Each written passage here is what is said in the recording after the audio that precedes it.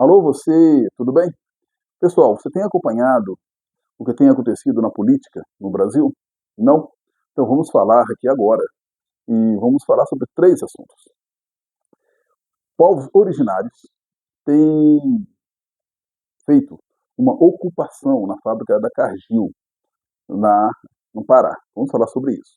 Vamos falar também sobre a situação do penduricário. Você já ouviu falar em penduricário? Oh, meu Deus do céu, que coisa. Falar sobre penduricários. Houve uma ação com relação a isso. E vou explicar o que é penduricários. E também o presidente Lula cedeu uma entrevista para o portal UOL. E vamos falar sobre essa entrevista.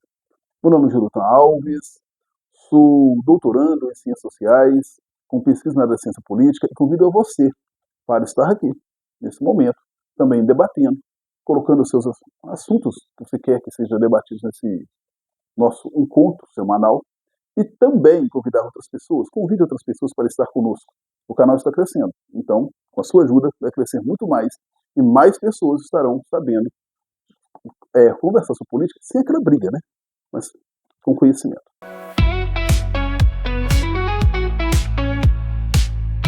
Gente, povos originários invadiram a fábrica Cargill.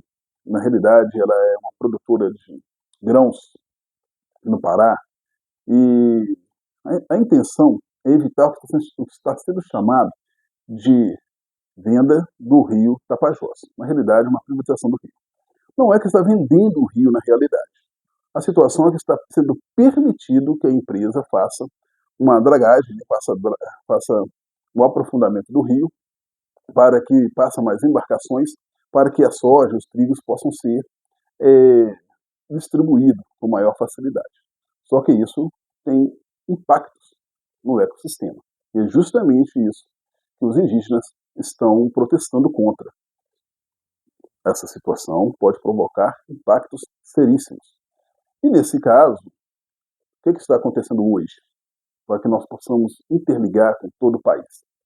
Gente, essa onda de privatizações, ela é extremamente problemática para o Brasil. Elas estão acontecendo sem ouvir o impacto em geral nas pessoas que vão estar à mercê das privatizações no Brasil. Está acontecendo em São Paulo, aqui em Minas Gerais, aconteceu uma coisa que é absurda. Itamar Franco, quando governador do estado de Minas Gerais, ele colocou e pediu para a Assembleia votar e colocou na Constituição do Estado de Minas Gerais que somente ouvindo o povo poderia privatizar tanto o CEMIG quanto a Copasa.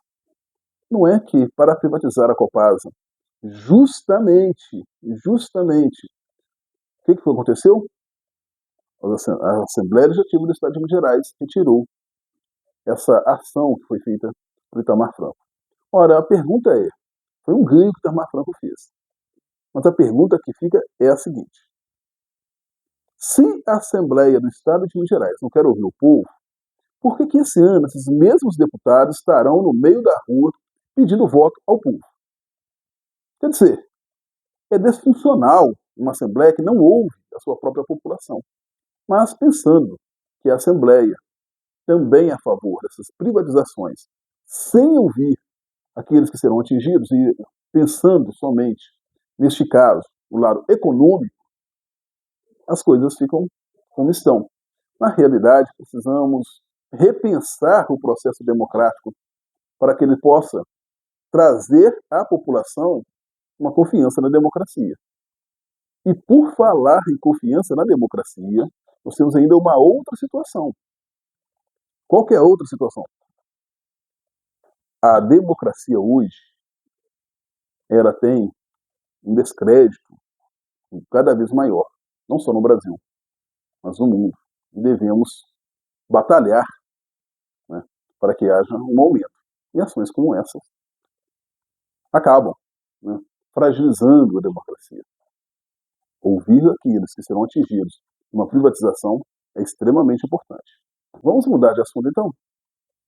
O que acontece na Assembleia Legislativa agora no Congresso Nacional?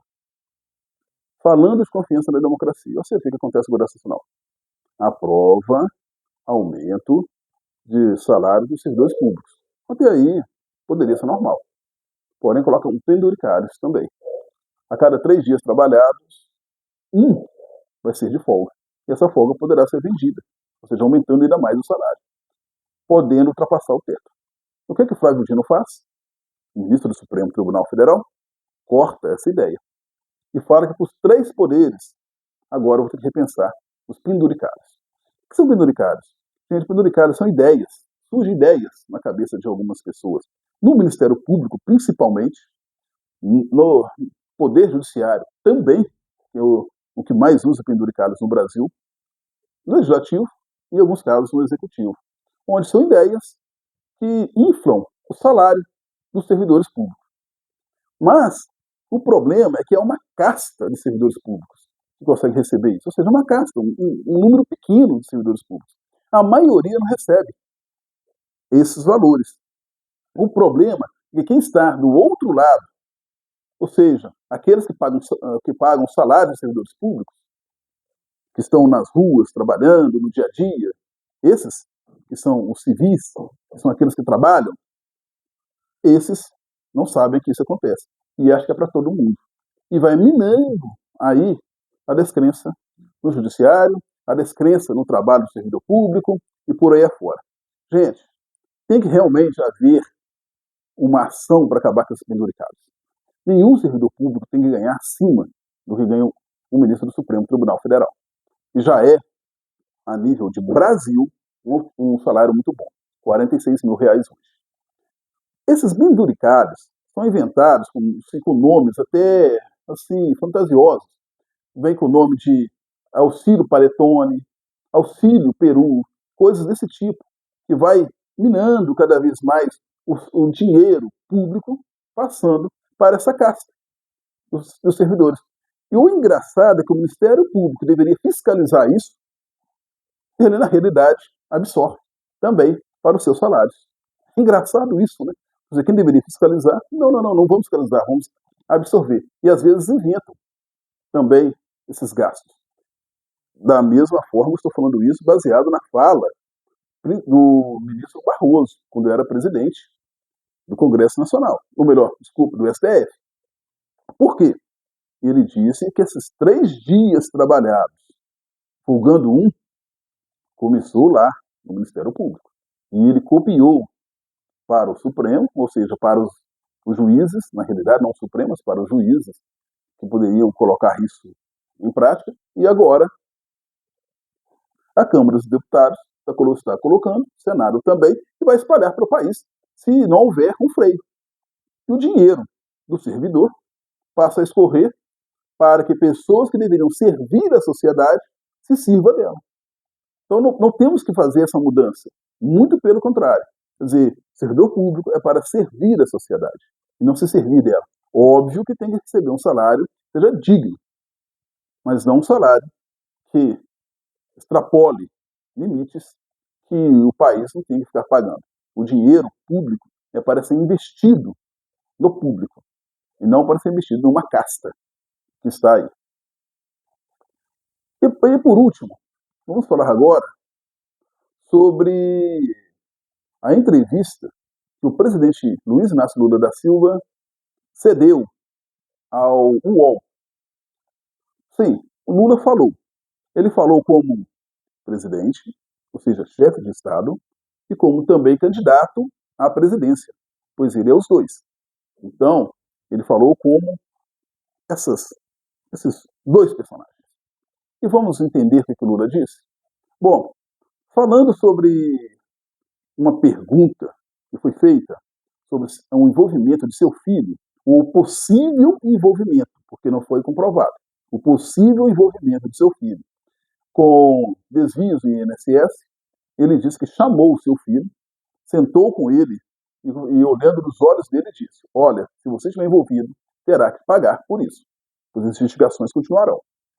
Então, nessa fala de Luiz Inácio Lula da Silva, ele está tomando uma atitude como chefe de Estado. Olha, se aconteceu alguma coisa, você vai ter que pagar para a justiça. Então, espero que a sua consciência esteja tranquila. Isso aí é falar como chefe de Estado, e não como pai protegendo o filho ali naquele caso. Pode até ser como pai dando uma orientação, mas ali é chefe de Estado. Agora, ele fala como candidato. Ele fala que está ainda tentando fazer com que Pacheco dispute o governo em Minas Gerais, pois o Pacheco abriria um espaço para Lula ter um palanque no Estado mineiro e seria um forte candidato ao governo. Bom, essa fala como candidato demonstra que Lula está preparando ainda o seu terreno. Ele não desistiu de tudo que tem que ser feito. Em Minas Gerais é um campo de batalha muito forte. Nós temos que lembrar, Minas Gerais é o segundo maior colégio eleitoral do Brasil. E tem aí uma fala, quem ganha em Minas ganha a presidência. Outra coisa que ele fala sobre Maduro, isso é muito importante. Ele fala que a questão de Maduro já está superada. Ele deixa bem claro isso. O que tem que ser debatido hoje não é mais a questão Maduro na Venezuela, e sim o povo da Venezuela correr e fazer o seu caminho. Ele tem que fazer a sua trajetória política naquele local. Fala aí, nesse caso, como chefe de Estado preocupado com a democracia naquele local.